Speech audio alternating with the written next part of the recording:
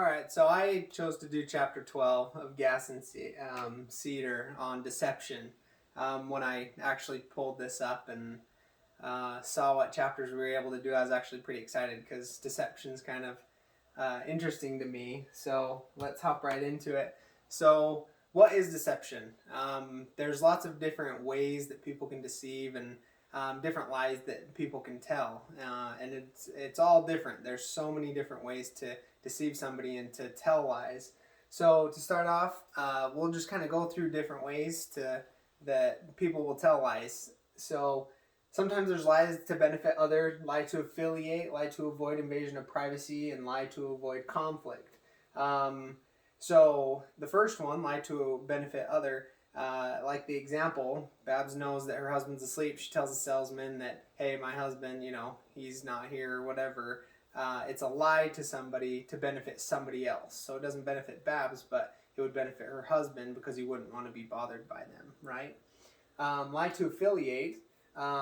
So Buffy wants to spend more time with her father, so she tells him that she needs help with homework. So it's not really she's lying about something where she's trying to benefit her, benefit somebody else. She just wants to spend time with her dad, so she's trying to get in with them. We see this a lot where somebody says, oh, have you seen this movie? And people will be like, oh yeah, I've totally seen that movie. Lies like that so that they can affiliate with something or someone. So lie to avoid, lie to avoid invasion of privacy. So there's different situations where you don't want people to know things about you. So you might say, oh, my name is this, or give a fake phone number to a salesman, stuff like that.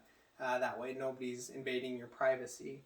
And lies to avoid conflict. Sometimes people are really not confrontational, so they will tell a lie to get out of whatever's happening. So somebody might ask them, oh, does that offend you? And they'll be like, no, it doesn't offend me, when it really does. But in order to avoid that conflict, they'll just be like, no, I'm good.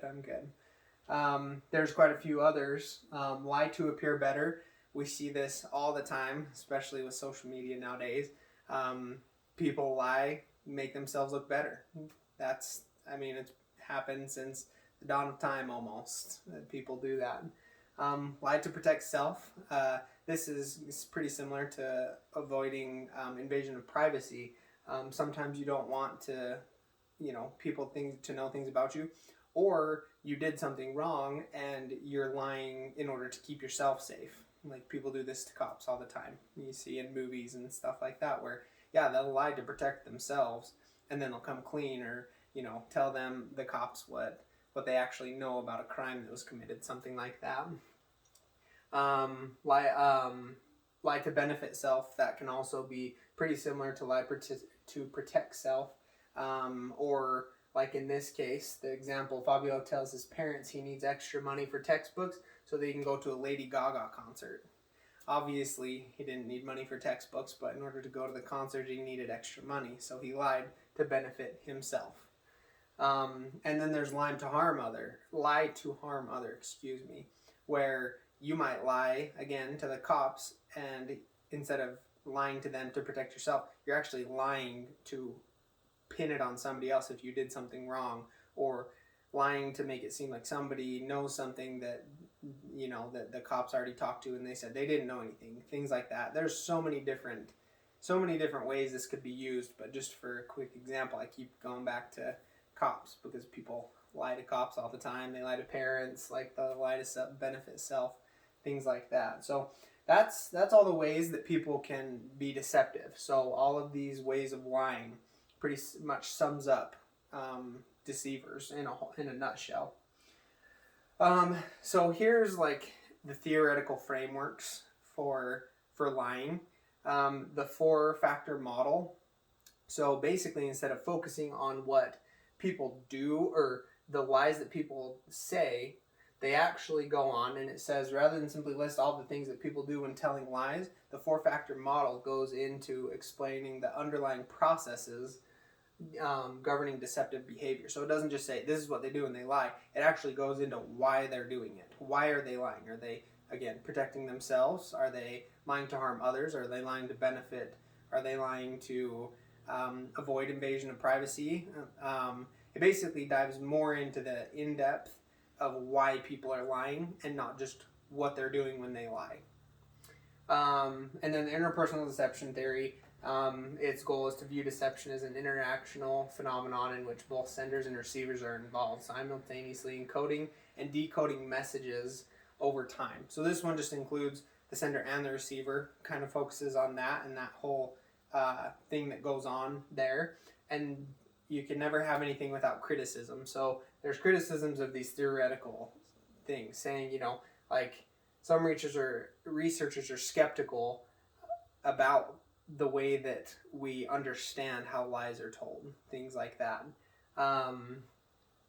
Also about assumptions contained in interpersonal deception theory and the four-factor model. So obviously there's some skepticism with the four-factor model, just as there is with everything. Nothing is 100%. It's never 100% right or 100% wrong. There's skepticism on both sides where, people believe that it's wrong when it's right and vice versa. So people are definitely skeptical of these being 100% and 100% accurate, because especially with being deceptive, it's so hard to know so many things about why a person's lying, how a person's lying, everything that goes into it. It's very hard to be able to tell that. So this goes into more, as you can see, what makes a liar persuasive. So the first one is you have the wool pullers. Those are, wolves in sheep's clothes. That's what a lot of that people call them, and that's very well known. A very well known saying is wolves in sheep's clothing. Then there are some lies easier to tell than others.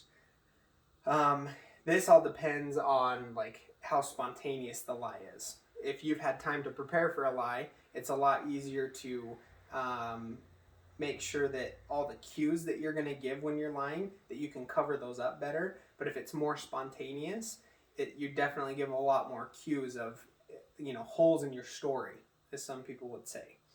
Then deceptive situations and deceptive success. This is all based on the context of the lie, and of which a lie is told can influence how successful the liar is. So context is huge with how a lie is told. So if, they're giving it in this context, it might seem, yeah, that's legit.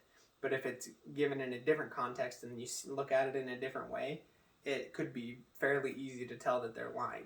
So context is actually super, super important when it comes to the deception. If you're on the deceiver side, or if you're trying to figure out if someone's deceiving, it's important to understand that as well. Which brings us to the next point of factors that influence detection, and I can see right through you. This is where you can tell when somebody's lying, and going through those things of if you can tell that somebody is lying and trying to deceive you. So the first one, look me in the eye. So some people believe that if you look at people in the eye and they can keep eye contact, then they're telling the truth. Or if they look to the right, they're trying to think of what they're saying. Or if they look up, they're lying. If they look to the left, it means something. If they look down, it means something. This is one way that people feel that you can tell when a person is deceiving you and when a person is lying. The next one is training people to be effective lie detectors. And this one's actually fairly tricky, because being able to teach somebody that to know when somebody is lying can actually be very difficult.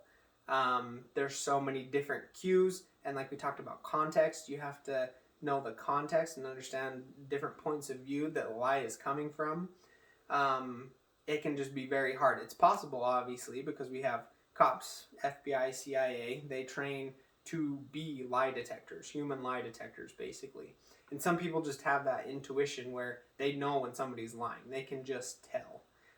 So that's why training is a little tricky, but that's one way that something that people will go through in order to tell if somebody's deceiving and lying to them, to be able to figure that out.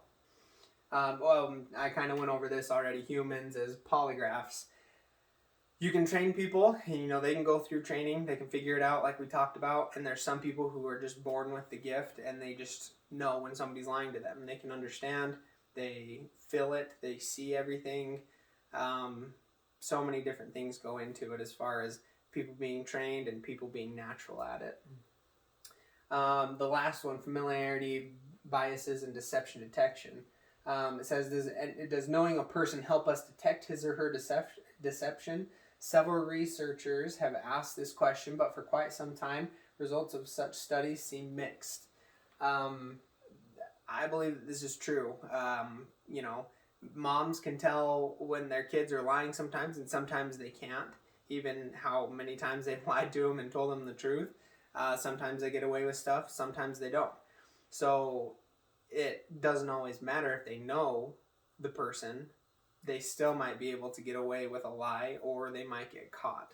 So it's, again, a tough situation. That's why there's people that are skeptic with, things about lie detection and lying and being deceptive, is because nothing's 100% in as far as deception goes. You can't be 100% in being able to tell. You can't be 100% in being lied to. You can't be 100% in being deceptive to everyone and getting away with it. So yeah, that's what makes it interesting. Then going through a few more, suspicion kind of goes along with that. People can have suspicions, that natural thing. They just kind of get a suspicion. They're like, what is this? What's going on? That doesn't make sense to me.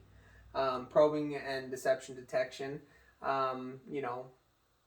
Sometimes when people go through that training, like we've talked about, to be able to tell deceivers, sometimes this is how they do it, is probing and deception. Probing and deception detection. They go through the training, they ask the questions, they put A and B together, and they can figure it out. Sometimes the people who have the intuition, they'll already know that somebody's lying, but they'll do that probing to get them to come clean. And then eliciting the cues to deception. I mean, this is basically where people, where you can catch people, is through their cues. People will give off cues if it's a spontaneous lie, like mentioned. And if it's spontaneous, there's going to be holes in the story. Even if people have time to prepare for it, there might still be holes in the story. So you have to be able to pick up on those cues to know when there's a lie and when they're telling the truth, and put the whole story together. And then contextual knowledge and deception detection. What's the stitch? It says, when given meaningful information about contents, the typical 50% detection rate increases drastically. So again, context is very important. I've mentioned that, I think, twice now. This makes it 3 times. Knowing the context of what is happening, what took place, what the liar or the deceiver is trying to get away with or saying, is very important to understand the context. So, just a real quick recap. Deception is a multifaceted and complex communication phenomenon what has been broadly conceptualized. We learned that although people are not very good at deception, some factors improve their accuracy. And that would be the probing questions, things like that, and obviously the just natural intuition. Other factors, however, can impede detection accuracy. If somebody is really good at lying, or like you see in the movies where they put their toe on a thumbtack or something and they can make themselves get past lie detectors, those factors make it hard to be able to tell if somebody's lying. And we also examined some of the behaviors that distinguish truth from deceptive individuals and some of the frameworks that explain such differences. Again, that goes back to the 4-factor model and things like that, where we look at those frameworks and that build up deception. This was a super interesting topic. I was excited when this was one of them. I didn't even hesitate when I chose the chapter that I wanted to do and read about and look at. Right when I saw it, I knew I wanted to do it. I'm glad I was able to do this and hope it went well. Thank you.